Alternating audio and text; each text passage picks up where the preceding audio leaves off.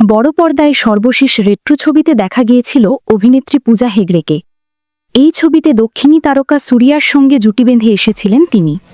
এবার তাকে বড় বাজেটের ছবি কুলিতে দেখা যাবে। তবে রজনীকান্তের এই ছবিতে অতিথি চরিত্রে আসতে চলেছেন পূজা। গত শুক্রবার মুক্তি পেয়েছে ছবির গান মনিকা। এই গানে পূজার আবেদনময় উপস্থিতি নেট দুনিয়ায় সাড়া ফেলেছে।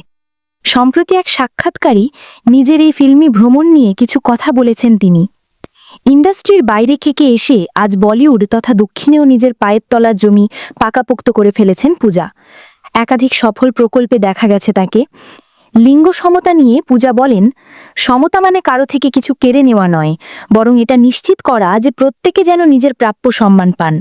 একটা ছবি শুধু তারকা দিয়ে নয়, প্রত্যেক অভিনয়শিল্পী, কলাকুশলী আর দলের সদস্যদের সহযোগিতায় তৈরি হয়। আমরা যখন সবার প্রশংসা করব, তখনই সৃজনশীলতা এগিয়ে যাবে। বড় তারকার বড় ছবিতে সুযোগের পেছনে কি পূজার ভাগ্য আছে না তার যোগ্যতা? এমন প্রশ্নে পূজা বলেন, নিশ্চয়ই আমি আমার যোগ্যতার জোরে পেয়েছি। নির্মাতারা মনে করেছেন যে আমি এই ছবিগুলোর যোগ্য, তাই আমাকে নিয়েছেন।